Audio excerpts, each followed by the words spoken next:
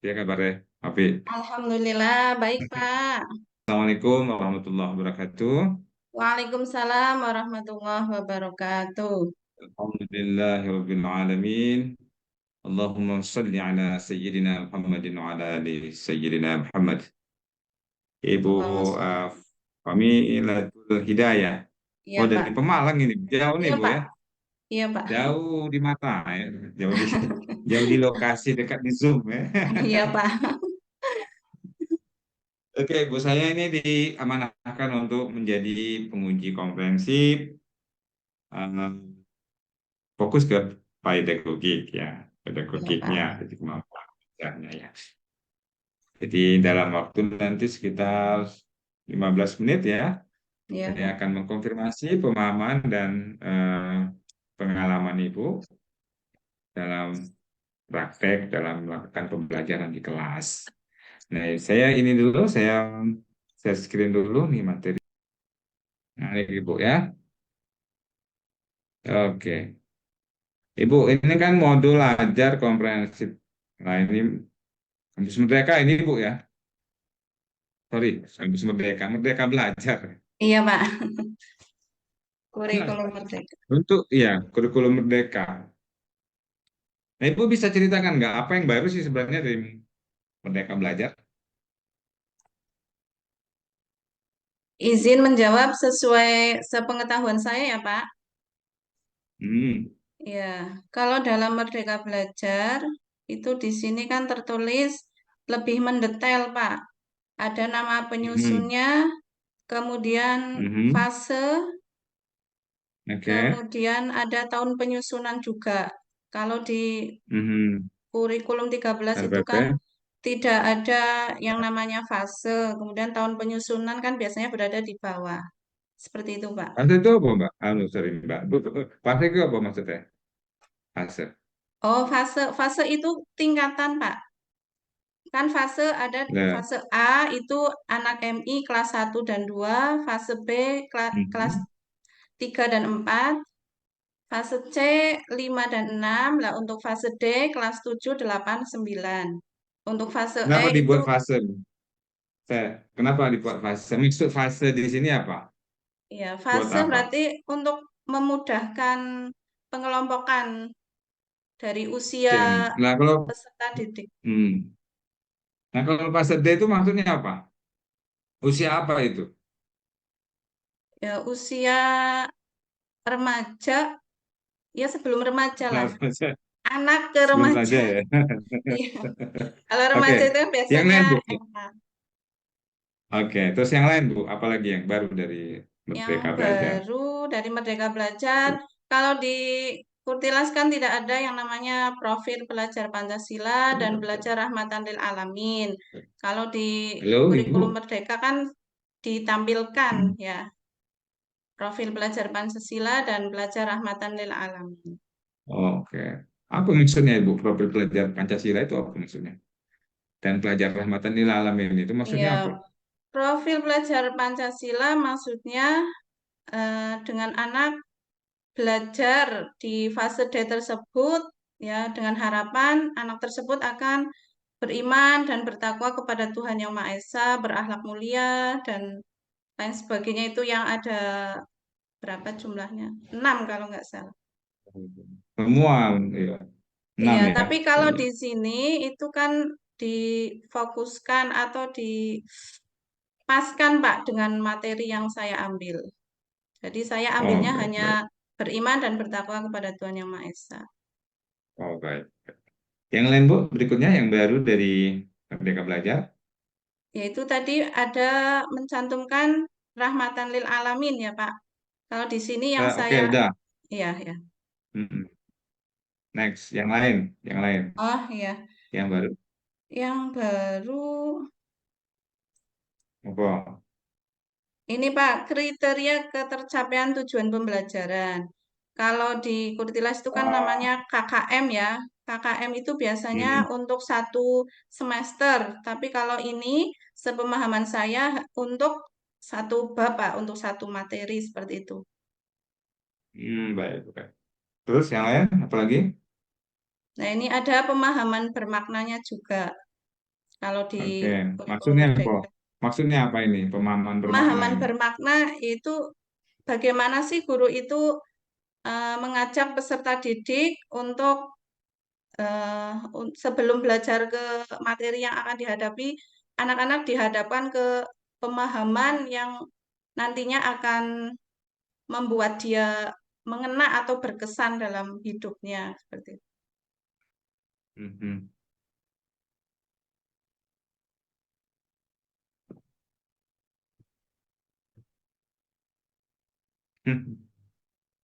Apalagi Bu? Ya, selanjutnya itu pertanyaan pemantik ya, Pak. Pertanyaan pemantik itu Oke. ya, Ya, pemantik itu ditanyakan di kapan? di awal pembelajaran sebelum kita ke apa namanya? Pembelajaran inti itu, Pak. Oke, ya. Selesai. Apalagi berikutnya? Berikutnya Ya, seperti biasa, Pak, pada pembelajaran ya. umumnya ya, ada kegiatan pembuka, kegiatan inti dan kegiatan penutup. Terus asesmen yang beda apa? Asesmen kalau di sini langsung dicantumkan seperti Mhm. itu ya, KKM, kriteria ketercapaian tujuan pembelajaran dicantumkan di sini. Penguasaan sudah belum ya? Iya, Pak. Nah, ini ada pertanyaan ya, langsung dengan oke. Baik Bu. Ini berikutnya saya ingin apa coba Ibu. Saya merasa bahwa guru itu mesti punya sesuatu ya, sesuatu itu yang walau dalam bahasa pedagogik Iya, inovasi dalam pembelajaran.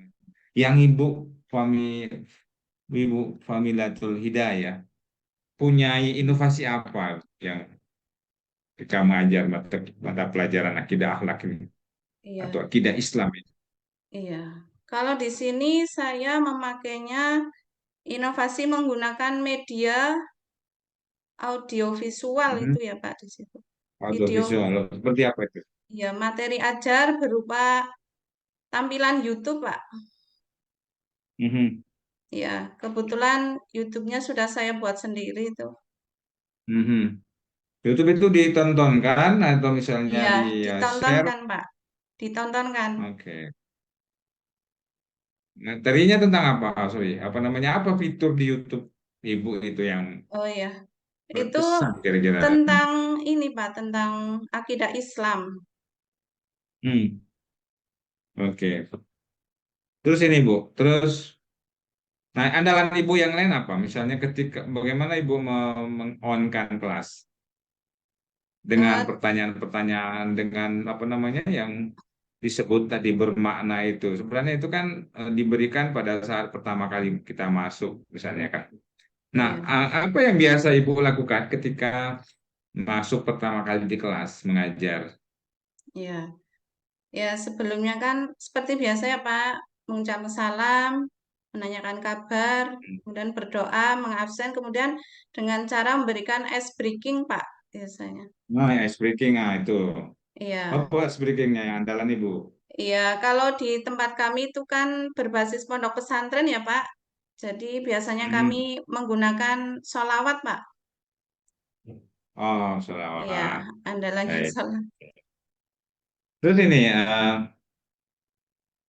kan ini kan kalau misalnya kita masuk ke kelas, Iya, ya, supaya pemahamannya bermakna, ada pertanyaan pemantik juga. Kan biasanya kita kan harus menggiring dulu anak-anak kita itu ke dunia. Kayak Ibu ngajarnya akidah Islam ya. iya, Berarti bagaimana kita bagaimana Ibu menggiring anak itu ke dunia akidah Islam, ya kan? Supaya iya, mereka itu ketika belajar itu langsung on gitu kan. Nah, biasanya Ibu kalau ngajar akidah Islam biasanya apa yang dilakukan supaya anak itu cepat nyambungnya ke akidah Islam, Bu? iya. Itu, Pak, kalau menurut ini kegiatan pembelajaran yang saya lakukan kan itu seperti itu dulu mengkondisikan, kemudian Hmm. anak-anak apa namanya berkelompok seperti itu, kemudian saya tampilkan video tersebut, Pak. Oh gitu, boleh Berarti di anak awal itu langsung ya. melihat video tersebut. Baik, baik. Terus ini Bu, ini kan modul ajar ini. Iya, Ini kan tentu di baliknya ini kan ada landasan teori belajar yang apa namanya ikut membentuk ya iya Pak. modul ini. Nah itu bukan kemarin ada belajar teori belajar. Nah kira-kira teori belajar apa yang Ibu gunakan untuk membuat modul ajar ini? Iya Pak. Kalau saya, menurut pemahaman saya ini teori belajar kognitif Pak. Hmm, Iya, kognitif. Kenapa kognitif, Bu? iya. Kenapa pilih Karena kognitif dan dalam pembelajaran ini saya lebih menggunakan akal pikiran anak atau lebih mementingkan proses berpikir siswa Pak. Contohnya di situ oh, kan ada diskusi seperti itu. hmm. Nah kan ini kan Bu, ya keyakinan ini lebih pada afeksi bukan? Kalau ini kan pengetahuan terkait dengan akidah. Ibu nggak berpikir bagaimana misalnya akidah Islam ini lebih banyak misalnya ke pendekatan yang humanis, teori belajar humanistik mengajarnya atau konstruktivistik atau behavioristik mungkin. Kenapa Iya. kognitif? Iya, ini kan karena untuk usia anak kelas 7 itu kan baru pemahaman teori-teori yang harus dihafal kan Pak, Hmm, seperti itu. betul. Tapi kan Iya, bukannya Bu mengajarkan anak-anak akidah itu bukannya dari awal gitu Bu. Maksudnya pemahaman tentang ketuhanan ya, eh, dengan melihat alam dan sebagainya gitu kan. Kenapa lebih memilih kognitif? ya itu Pak. Eh, apa namanya? Ya saya kan hanya menyampaikan teori-teori dan anak biasanya pada taraf kelas 7 ini kan masih menghafal seperti itu Pak. Iya, tapi kan kalau sebenarnya kalau akidah Islam sih sebenarnya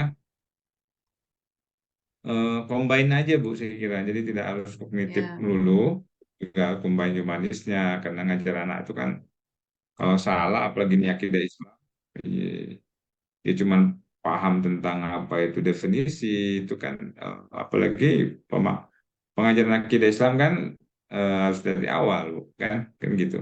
iya Pak. Jadi harus combine lah sekali dia kognitif untuk memahami ininya. Dia juga harus humanis, harus juga konstruktivistik karena uh, bagaimana anak-anak itu bisa mengkonstruk sendiri, bagaimana belajar akidahnya, tetapi tentu dengan bimbingan itu. Jadi menurut saya combine saja saya kira tidak kurang tepat mungkin juga kalau hanya single landasan. Ya, baik Kemudian Pak. ini Bu, ya akan ada tagihan juga misalnya tentang bagaimana Ibu kemudian di kelas 7 ini mengajar akidah Islam dengan keharusan high order thinking skill, keharusan critical thinking misalnya. Bagaimana Ibu merealisasikan itu? Creative thinking, berpikir reflektif. Pokoknya kalau kita ini sama aja sih sebenarnya hot ya. Bagaimana Ibu mengajarkan itu di kelas 7? Mungkin dengan cara memberikan pertanyaan-pertanyaan Pak. Nah, misalnya pertanyaan apa? Eh, misalnya, bagaimana sih peran akidah dalam dunia modern saat ini seperti itu. Gitu. Ya, bisa dalam bentuk pertanyaan dan juga sebenarnya juga kan bisa juga Ibu bawa mereka ke alam. Ya, ya melatih akidah itu melihat peristiwa kan bisa bawa peristiwa alam, ciptaan Tuhan dari situ juga bisa. Ya, jadi membawa dia mereka ke dunia apa namanya ke alam ya melihat membaca peristiwa, menonton peristiwa itu kan bagian dari cara untuk bagaimana anak terlatih untuk menanamkan akidah Islamnya itu. Di samping mungkin juga pertanyaan-pertanyaan itu. Baik Bu, saya kira itu yang bisa saya konfirmasi ya Ya, terkait dengan pemahaman Ibu ya ya, tentang merdeka belajar, tentang TIPEK, tentang bagaimana memilih media, bagaimana memilih apa namanya metode. Jadi kalau saya bisa berpesan begini ya, meskipun ini ujian, pertama guru mesti kreatif ya. Ya. Merdeka belajar itu fasilitasnya saja. Kuncinya man behind the gun-nya adalah guru, mesti kreatif, mesti pintar menciptakan ide-ide inovatif. Yang kedua, guru mesti paham tentang fase ya kalau dalam Merdeka Belajar itu fase anak itu mengajarkan akidah di fase tersebut, sementara kita dituntut untuk mengkombinasikan antara aspek eh, kognitif, afeksi dan psikomotor. Itu tetap harus seimbang Bu, di dalam merancang. Juga keseimbangan dalam menggunakan teori belajar. Teori belajar yang bagus sebenarnya konvergensi. Dia ada behavioristiknya juga, Bu, merubah perilaku. Ada juga kognitifnya di sana. Ada humanistiknya juga. Ada juga konstruktivis ya. Konstruktivis itu supaya anak itu mengenal Tuhan dengan caranya sendiri ya. Seperti Nabi Ibrahim ya. Oke. Saya kira itu Bu yang pesan saya ya. Ya. Mudah-mudahan Ibu bisa sukses berikutnya. Amin. Oke. Jadi, ya, kita tutup dengan membaca Baik, terima Alhamdulillah. kasih Pak Jamal.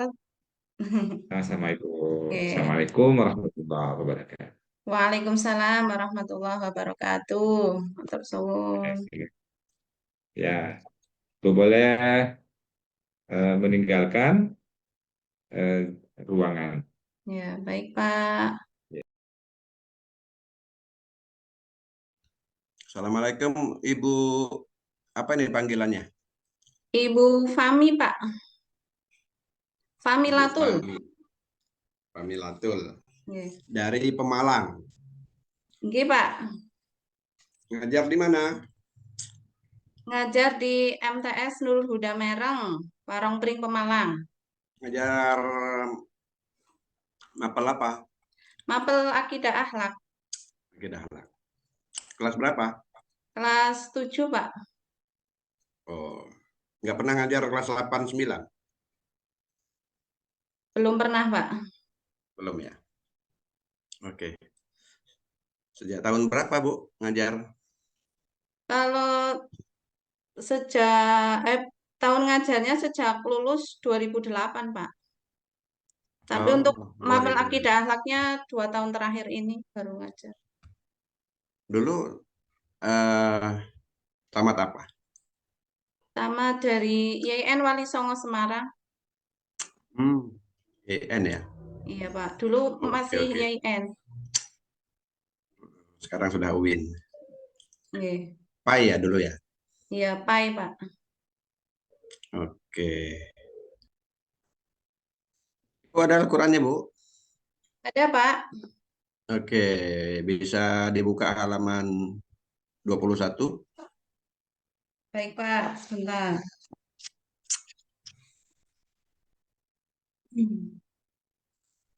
Udah, Pak. Siap. Ya, ada ayat berapa di situ? Yang pertama. Ya, kalau di Al-Quran saya ada ayat 127, Pak. Ya, dibaca. A'udzu billahi minasyaitonir rajim. Bismillahirrahmanirrahim. Wa idh yarfa'u Ibrahimul qawa'ida minal baiti wa Ismail. Rabbana taqabbal minna innaka antas sami'ul alim. Rabbana Sadaqallahul azim. sadaqallahul azim. Mm-mm. Ibu siapkan alat tulisnya. Baik, Pak. Ya. Bismillahirrahmanirrahim. Sudah, Pak. Inna a'tainakal kautsar. Sudah. Tunjukkan. Baik.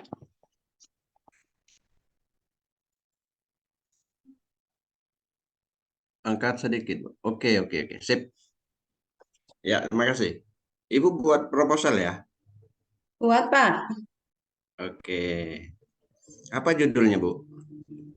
Implementasi media audiovisual untuk Hmm. meningkatkan pemahaman materi akidah Islam pada mata pelajaran akidah akhlak kelas 7 di MTS Nurul Huda Mereng, Warung Pring, Pemalang.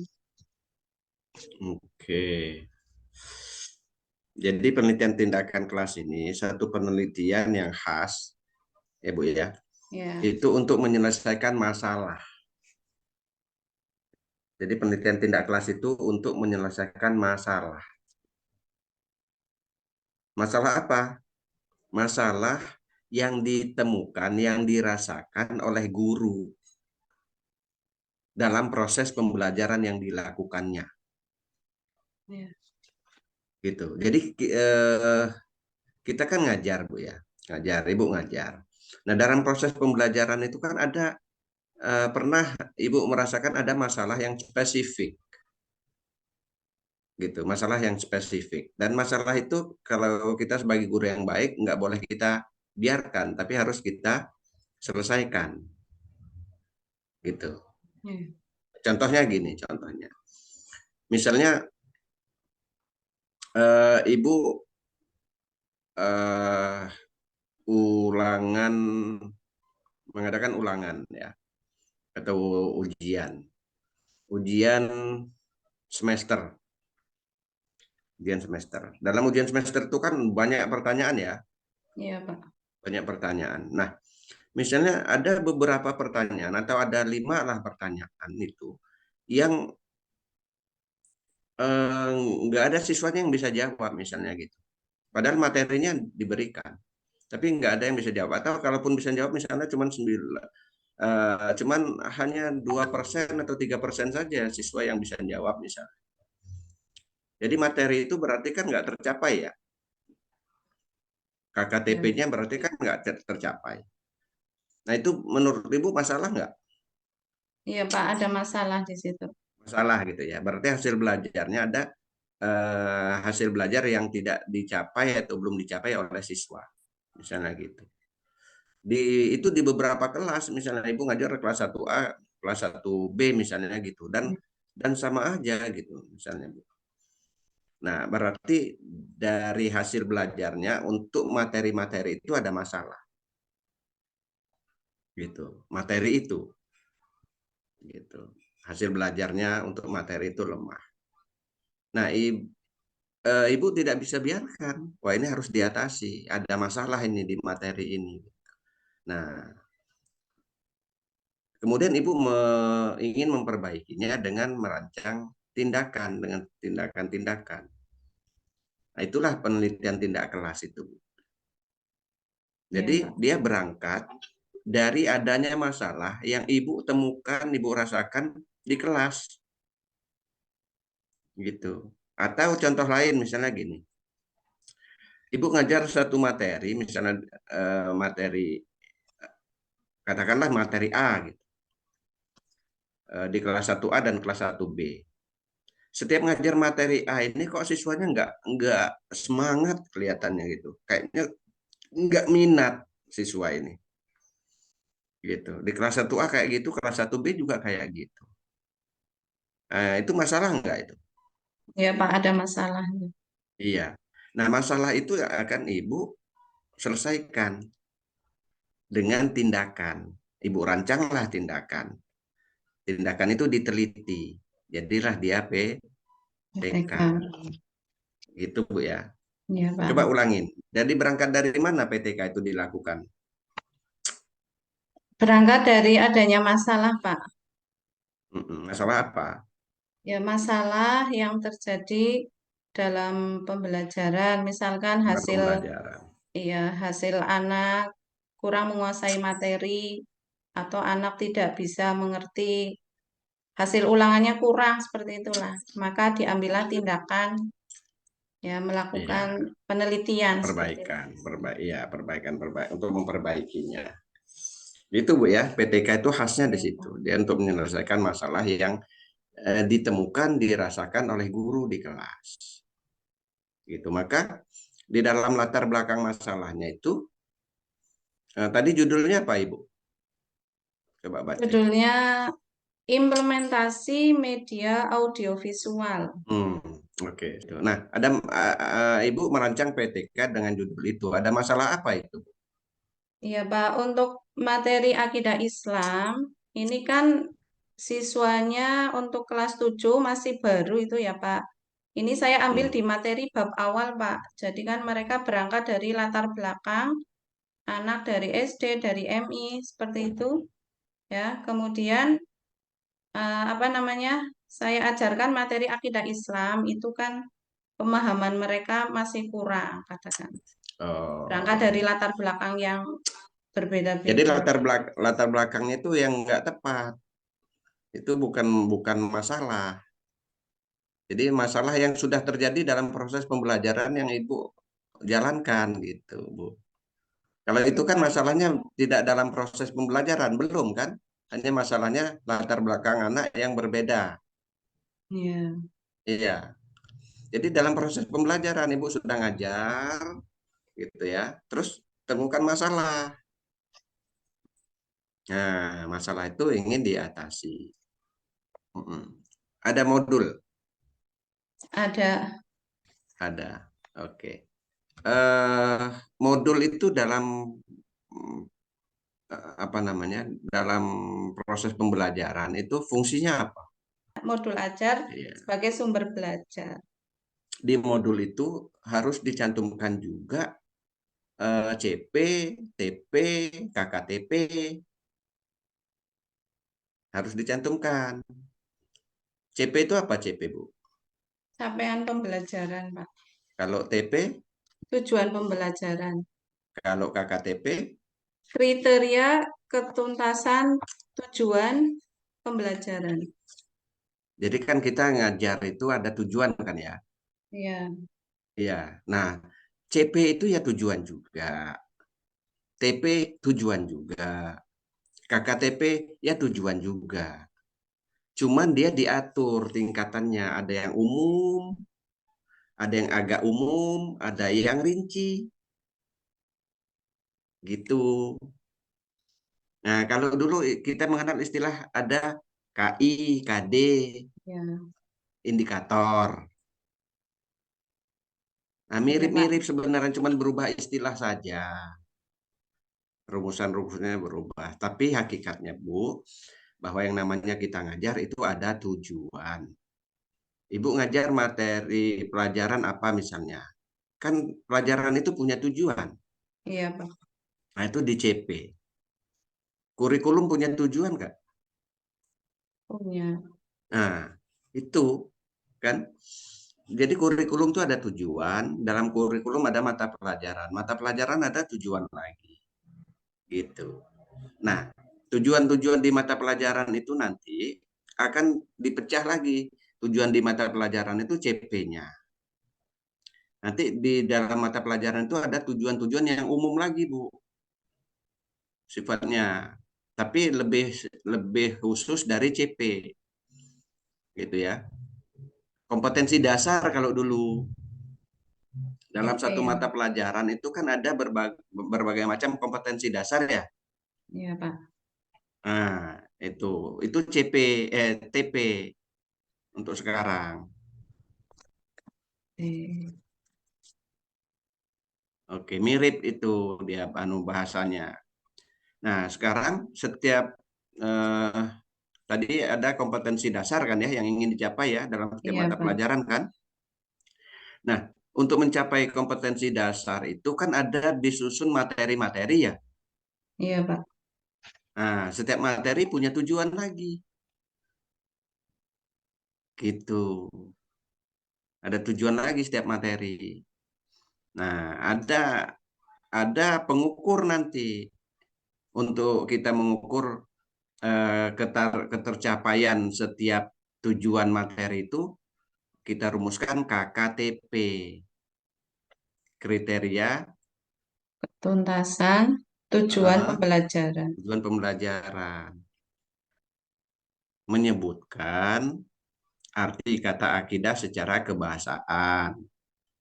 Nah, kata-kata KKTP seperti itu. Siswa mampu menyebutkan, siswa mampu menguraikan, siswa mampu menjelaskan, gitu. Iya, iya, Kriteria ketuntasan. Nah, itu dijadikan alat ukur dia, Bu. Apa sih kriteria tuntasnya? iya, Kriteria dia tuntas ketika dia bisa menyebutkan arti kata kebahasaan dari akidah, misalnya gitu. Kriteria dia tuntas ketika siswa mampu menguraikan pengertian akidah, misalnya. Kriteria dia tuntas ketika siswa mampu menjelaskan bla bla bla, misalnya gitu, Bu. iya, Pak. Ya. Nah, sudah itu, Bu, di dalam modul tadi itu dicantumkan CP, TP, KKTP-nya. Ya, Bu ya. Iya, Pak. Dibuat juga nanti soal-soal tesnya sama kunci jawaban. Nah, itu beda modul sama buku teks. Kalau buku teks nggak ada itu. Gitu. Iya, Tadi kan saya contohkan, apa sih kriterianya tuntas? Misalnya nih, iya, kriteria tuntas salah satunya misalnya siswa mampu menyebutkan arti akidah secara bahasa. Misalnya gitu ya. iya. Nah, kemudian Ibu buat soal dari situ. Apa soalnya, Bu? Soalnya sebutkan arti kata akidah secara bahasa. Nah, ngono, pinter. Jadi kalau kriteria ketentusan tujuan pembelajarannya sudah selesai, sebenarnya Ibu buat soal-soal ujian gampang apa mudah? Ya mudah, Pak, kalau sudah melihat kriteria. Iya, mudah Iya, karena kriterianya sudah jelas, tinggal ngubah iya, kata-katanya kan? iya, Pak. Iya. Oke, paham. Materinya apa di situ, Bu, yang Ibu buat? Materinya tentang akidah Islam, Pak. Oh, gitu. Karena nyambung Menurut Ibu, dari oke, akidah itu apa, Bu? akidah keyakinan, Pak. Artinya keyakinan atau Atau secara bahasa itu kan artinya ikatan atau perjanjian ya, seperti itu. oke, keyakinan, ikatan, perjanjian, kepercayaan ya. Ya. Mm-mm. Oke, kalau akidah Islam, Akidah Islam pokok kepercayaan yang harus diyakini oleh orang yang beragama Islam, Pak. gitu. Jadi kita meyakini bahwa Islam itu benar dan layak, cocok untuk dijadikan pedoman hidup kita, gitu. Ya. Nah, artinya begini, kita itu yakin Islam itu benar dan kita jadikan pedoman atas dasar pengetahuan kita dan pemahaman kita tentang Islam. Jadi beragama itu adalah sebuah penerimaan, Bu. Kita beragama itu penerimaan kita. Karena kita yakin ini benar, kita yakin ajaran ini baik, kita terima sebagai pedoman hidup. Ngono. Iya, Pak. Nah, sekarang umat Islam, beragama Islam mayoritas ini, apakah menerima Islam itu atas dasar pengetahuan dan pemahamannya kah menurut Ibu atau gimana? Atau kita sendirilah? Ya, kalau saya sendiri untuk agama Islam kan memang dari orang tua ya, Pak. Keturunan. Iya, Kalau suku kita nggak bisa pindah, Bu, karena itu sudah menjadi identitas khas, bawaan orang tua. Jadi walaupun orang Amerika sana, orang Eropa, terus pindah ke Indonesia. Kita bisa menyebut dia warga negara Indonesia. Tapi, atau pindahlah dia ke Jawa Tengah misalnya, Bu. Dia pinter bahasa Jawa, orang Eropa tadi. Tapi apa kita nyebutnya dia suku Jawa? Gimana? Orang Eropa pindah ke Indonesia, pindah ke Jawa Tengah, Iya, iya. pinter bahasa Jawa. Terus apa kita nyebutnya dia suku Jawa? Bukan, Pak, tetap suku Eropa. Suku Iya, Eropa. iya, gitu kan. Warga negaranya bisa pindah, tempat tinggalnya bisa pindah, tapi sukunya ya nggak bisa gitu. Beda dengan agama. Agama itu saya bilang tadi dia penerimaan kita. Kita menerimanya atas dasar apa? Kita tahu, kita paham, gitu. Kita paham bahwa ini benar. Terus kita yakin karena kita paham, kita tahu, kita yakin kan? Wah, Ya, ini benar ini. Saya yakin benar. Akhirnya kita terimalah itu sebagai doman. pedoman. Sama dengan orang-orang Kristen yang banyak masuk Islam, orang-orang pinter di Kristen banyak masuk Islam. Bahkan para pastor banyak masuk Islam. Kenapa? Karena pengetahuan pemahamannya kemudian berubah dari tadinya dia tahu, paham, menurutnya yakin kemudian bahwa agama Kristen benar, maka dia beragama Kristen. Tapi setelah dia belajar Al-Quran, dia menemukan bahwa yang lebih benar ini Al-Quran. Mempelajari Islam, dia memahaminya, kemudian dia yakin, wah Islam ini yang benar. Akhirnya dia menerima Islam sebagai pedoman hidupnya. Pindahlah agamanya kan? Ya. Gitu. Setelah dia pindah agama, terus kita nyebutnya orang Kristen, apa orang Islam? Orang Islam. Iya, berarti beragama bisa pindah. No. Kenapa bisa pindah? Karena dasarnya beragama tadi adalah penerimaan, pengetahuan, pemahaman bahwa itu benar, diyakini benar, dan kita terima dia. Gitu. Ada ustadz ya menyampaikan ayat Al-Quran, membacakan dia beberapa ayat Al-Quran. Tapi kemudian setelah dia kutip ayatnya, dia jelaskan. Nah, penjelasannya itu agama Islam apa pemikiran tentang agama Islam? Pemikiran tentang agama Islam. Iya, ngono. Jadi ketika dia menyampaikan ayatnya itu ya Islam, agama. Tapi ketika dia jelaskan ayat itu maksudnya begini, begini, begini, itu bukan lagi agama Islam, tapi Pemahaman. pemahamannya tentang Islam tadi. Nah, sekarang orang menyampaikan satu ayat, dua orang ulama menyampaikan satu ayat. Ya, ayatnya sama. Tapi kemudian dia menjelaskannya beda. Mungkin apa enggak itu? Mungkin, Pak. Mungkin. Hmm. Iya. Jadi yang kita jelaskan itu, Bu, yang dijelaskan ulama itu adalah dia menjelaskan pemahamannya, bukan bukan dia menyampaikan Islam, tapi menyampaikan pemahamannya tentang Nah, Islam Islam, gitu. Maka pemahaman bisa saja berbeda. berbeda. Kalau ayatnya disampaikan Sama. sama. Terus yang benar yang mana ini, Bu? Penjelasannya apa ayatnya?